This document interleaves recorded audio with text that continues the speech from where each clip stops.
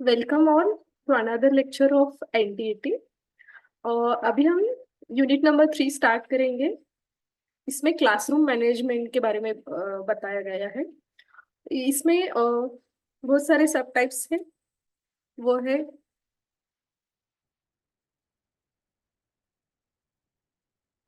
First हम classroom management का basic introduction देखेंगे।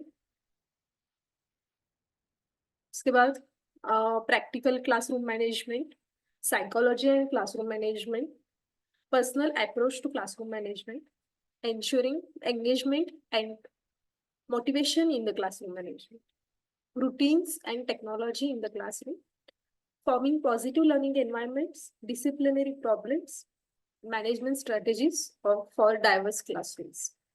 तो आज के लेक्चर में हम फर्स्ट बेसिक क्लासरूम मैनेजमेंट का कंसेप्ट क्या है और प्रैक्टिकली हम उसे कैसे इम्प्लीमेंट करेंगे ये देखेंगे। First, what is effective classroom management? Creating a thriving learning environment for students is a effective classroom management.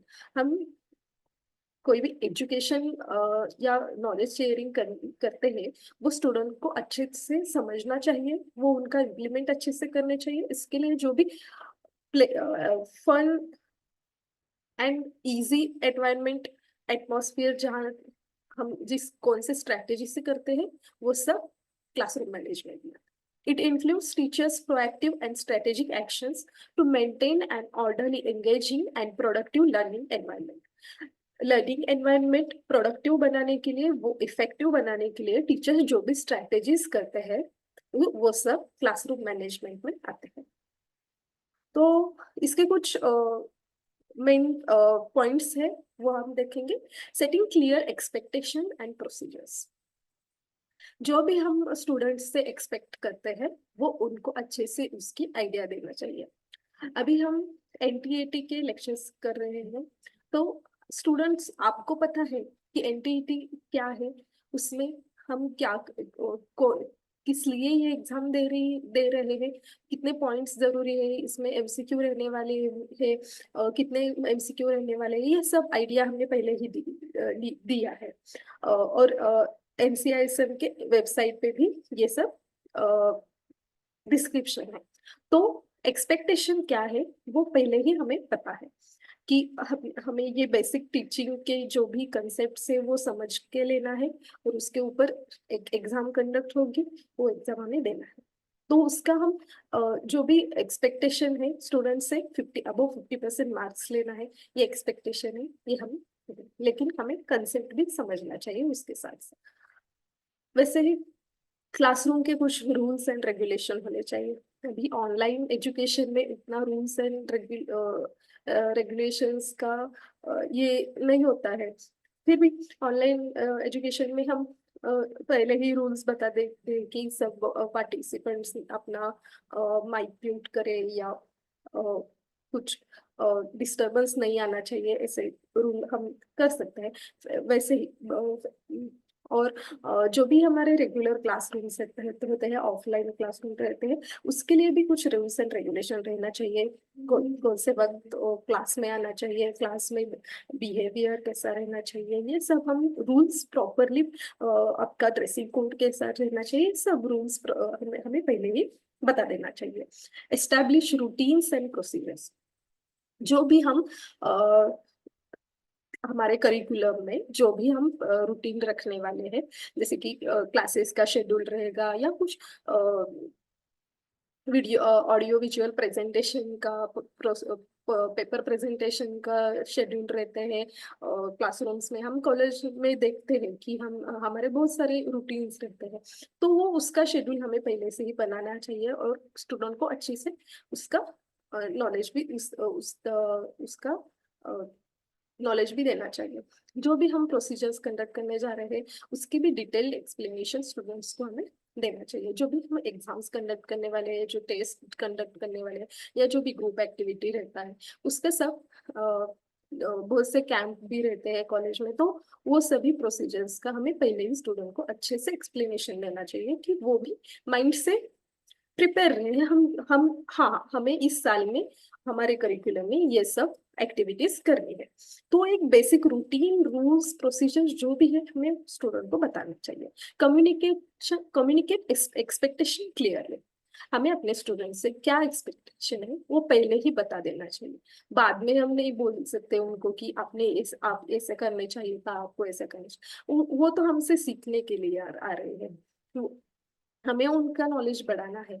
तो आपको आपसे हमारी क्या अपेक्षा है, आप कैसे कर रहे हो, आपका पोटेंशियल क्या है, आप किस तरह वो ग्रोथ कर सकते हैं, ये सब हमें उनसे कम्युनिकेशन करना चाहिए।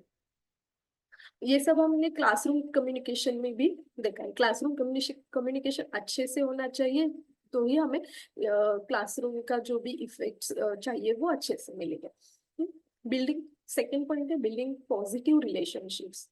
Treat students with respect. ये तो बहुत ही इम्पोर्टेंट बात है, जो बहुत सारे सिनारियों में नहीं रहता है।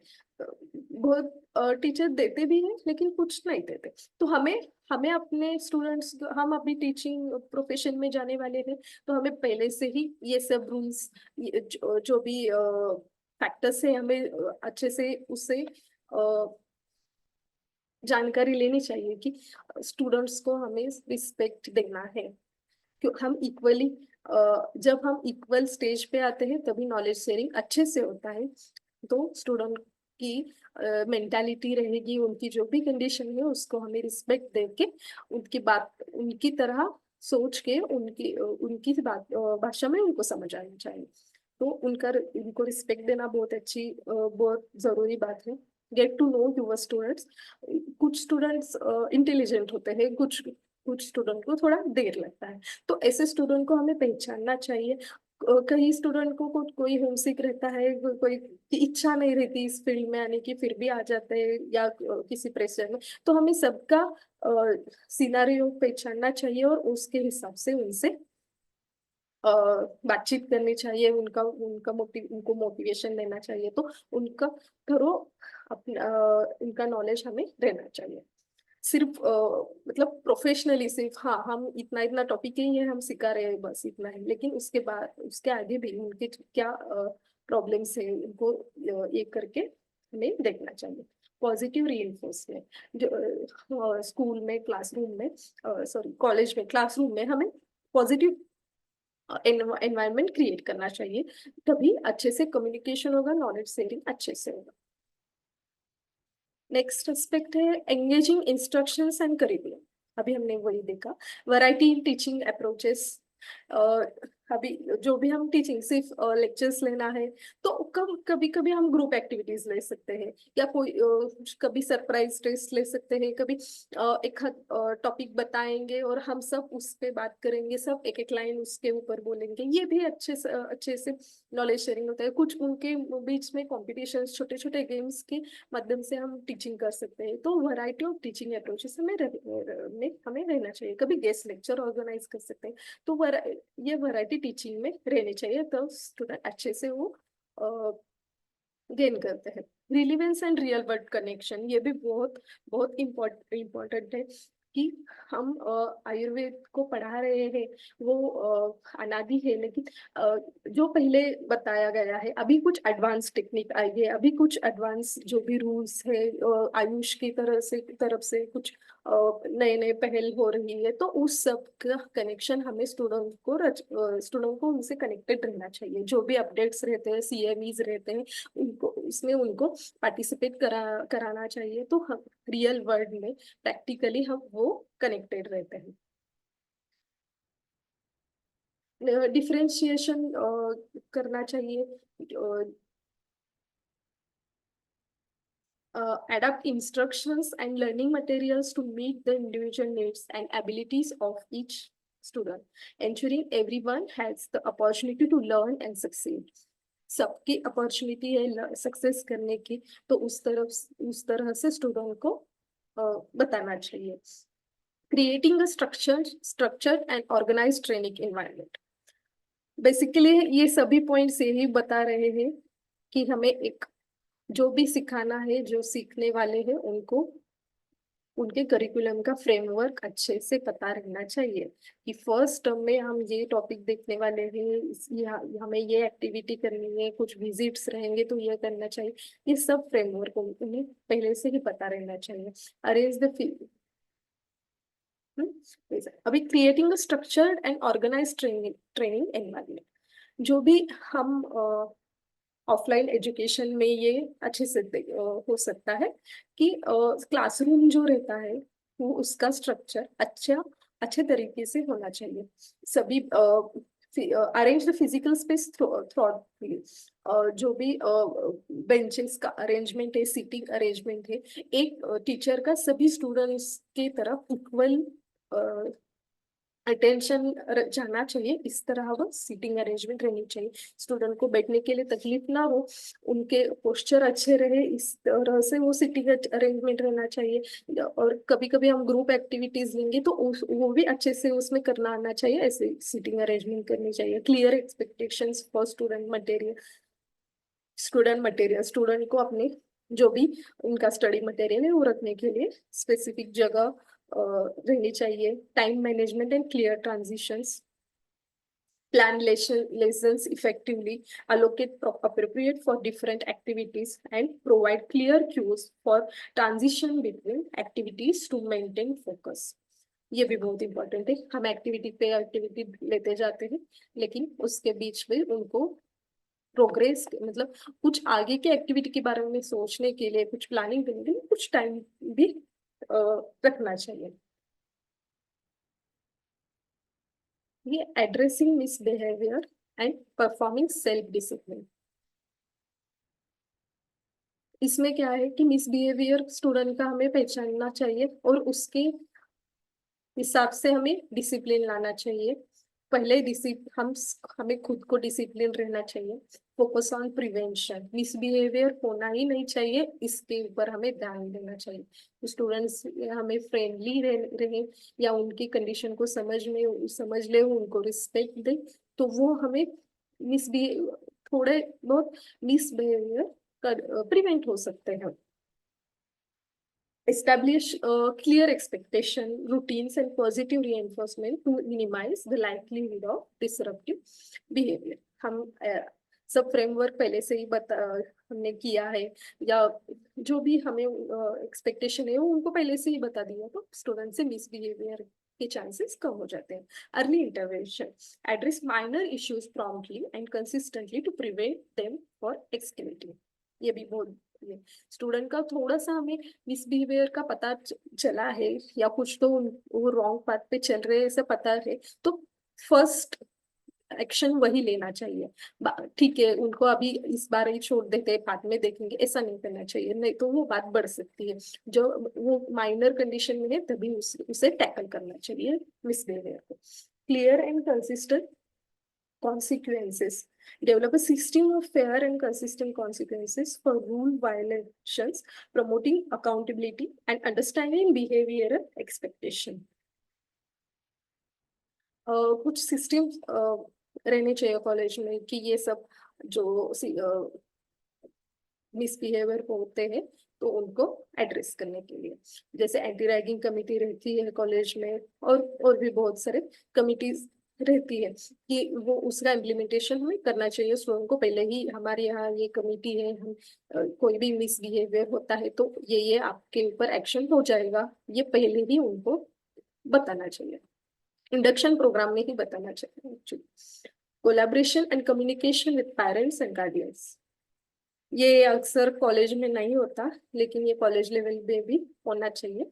Collaboration and communication with parents और गार्डियंस, रेगुलर कम्युनिकेशन उनके पेरेंट्स के साथ रहता, तो उनका जो भी ग्रोथ है, उनका जो भी फोकस है स्टडी पे, उसके उसके ऊपर हम बात कर सकते हैं। उनका स्टूडेंट के जो कंडीशन है वो हमें पता चलती है, तो उसके हिसाब से हम उनको इंडिविजुअली प्रमोट कर सकते हैं। कुछ उनके एक्सपेक्टेशन हमें पता चलती है।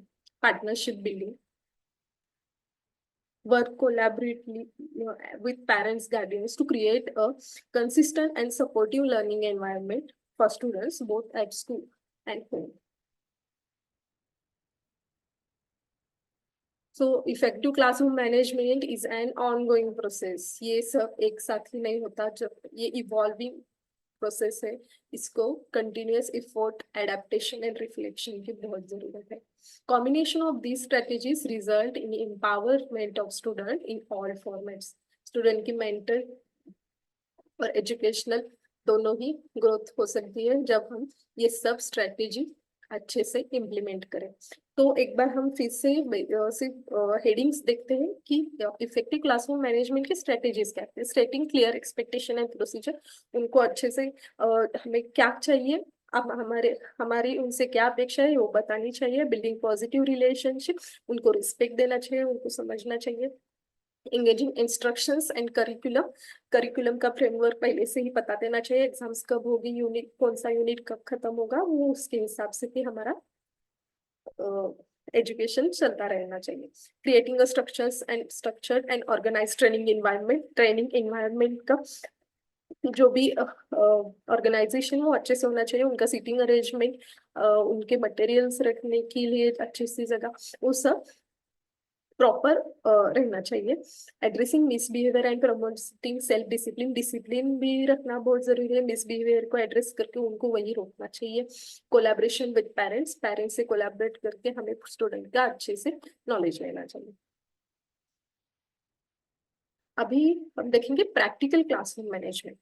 Practical classroom management is utilizing practical strategies to translate into a productive and engaging and positive learning environment. अभी हम बेसिक कंसेप्ट हमने देखा क्लासरूम मैनेजमेंट का। प्रैक्टिकली हम कैसे वो स्ट्रेटेजीज इंप्लीमेंट करेंगे productive and engaging learning environment create करने के लिए।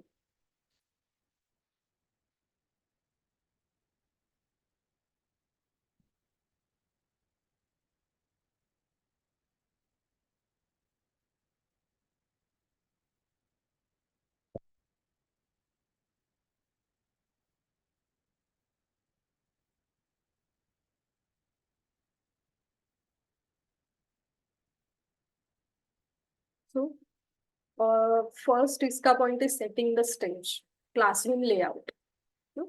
Arrange furniture to promote group work, whole class instruction, and individual focus as needed. Clear dedicated space for students' materials. Classroom का layout scientifically किया गया होना चाहिए। Furniture इस तरह अरेंज होना चाहिए कि हमें इंडिविजुअल और ग्रुप क्लास वर्क करना आना चाहिए। उसमें clear dedicated space for student materials रहना चाहिए। Daily routines, establish consistent routines for entering and exiting. Transition between activities, दो एक्टिविटीज में कुछ समय रहना चाहिए। Routines avoids confusion and increases predictability. Daily routine उनको जब पता रहेगा तो कंफ्यूजन कम होता है और प्रोडक्टिविटी बढ़ती है, टाइम वेस्ट नहीं होता है। इसलिए visual cues, using visual aids like schedules, posted expectations and step-by-step instructions to provide clear references for students. जो भी हम नोटिस बोर्ड में नोटिस लिखते हैं, जो भी नोटिस हर क्लास में सर्कुलेट किया जाता है, और या भी एप्स ग्रुप्स भी रहते हैं क्लासेस के, क्लासरूम के, तो उसके ऊपर जो भी मैसेजेस हम भेज सकते हैं विजुअल क्यूज के द्वारा, हम उनको जो भी करिकुलम है उसके बारे में जानकारी दे सकते हैं।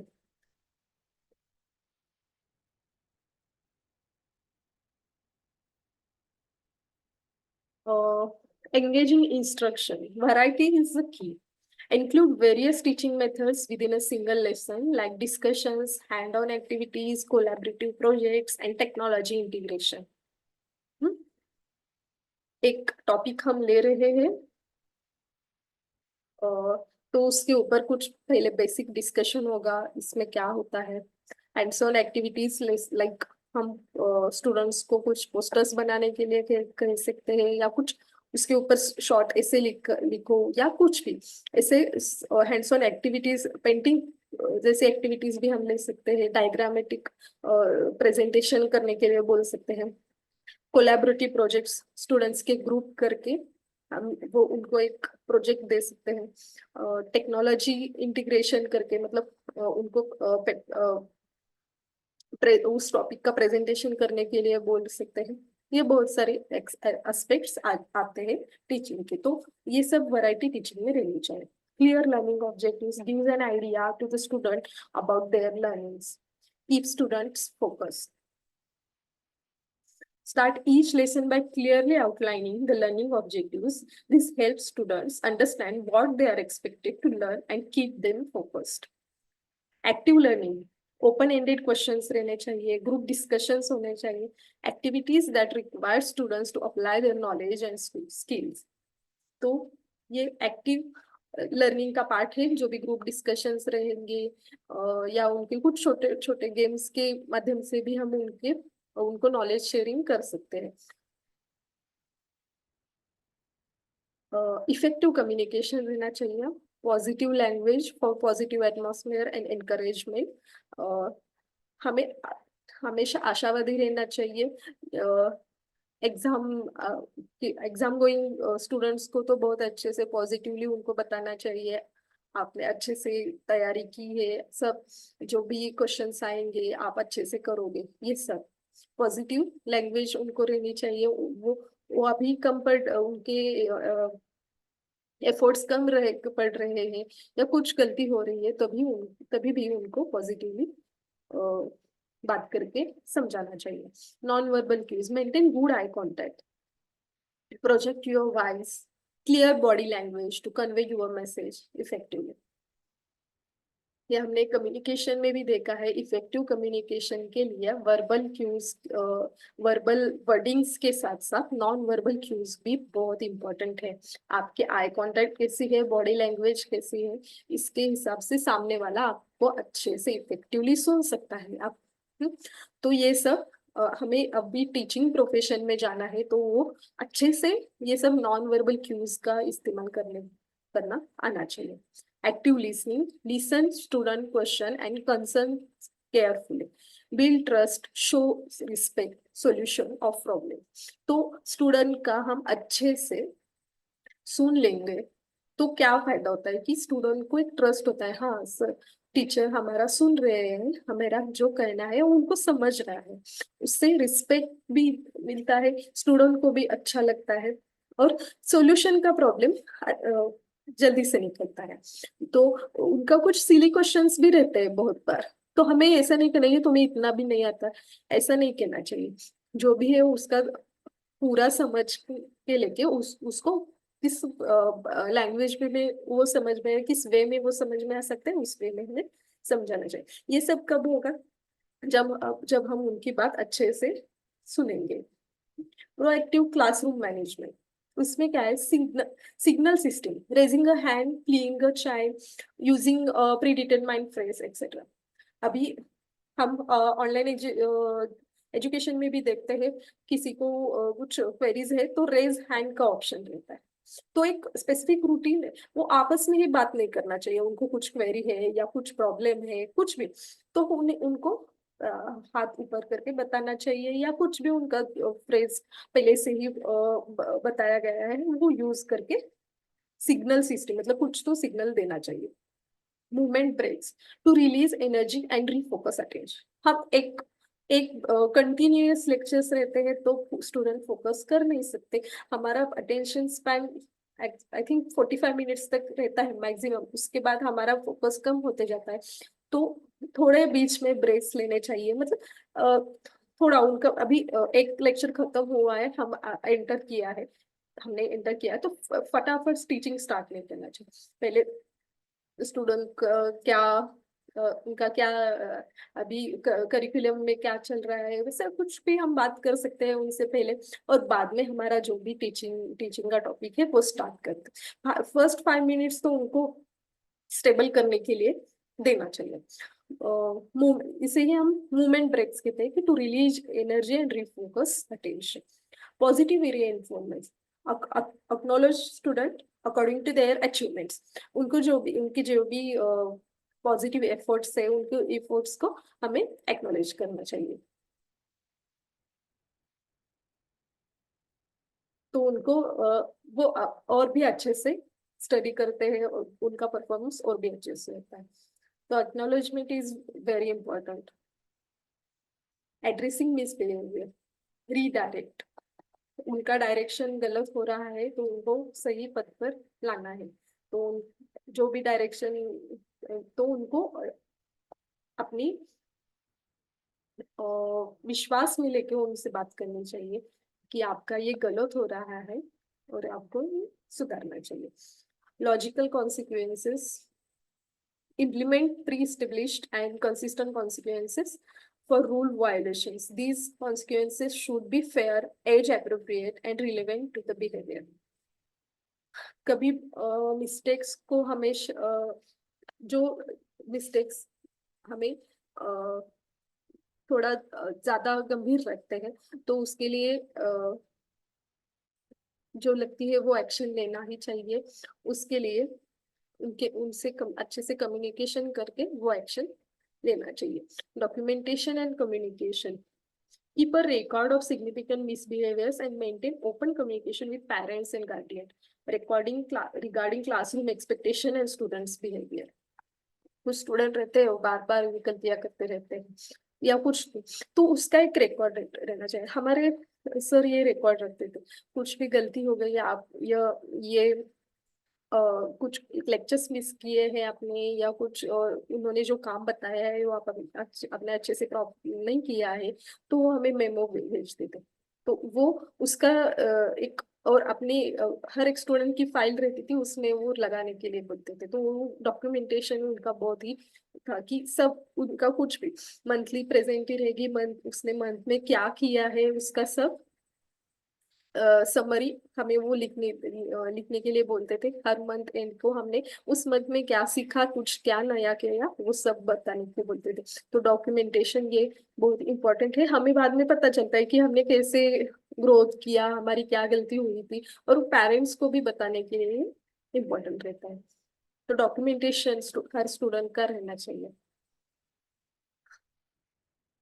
Self reflection and adaptation, student के हमेशा रेगुलरली अभी classroom management is on going procedure है तो रेगुलरली हमें उस पे काम करते ही रहना चाहिए।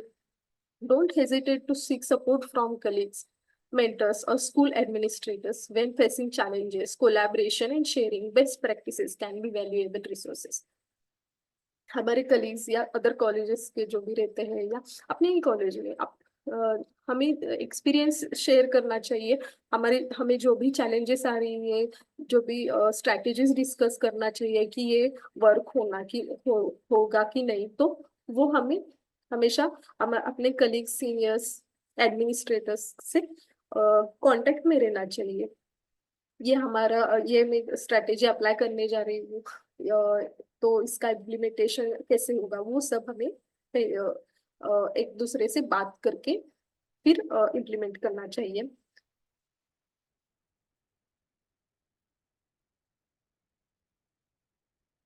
So these are basic concepts of classroom management.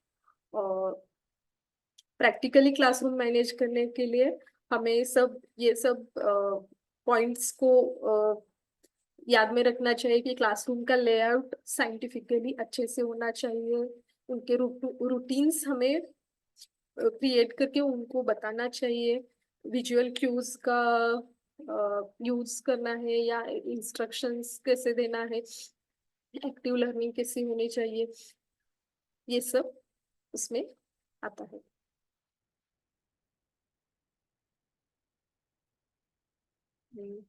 Thank you.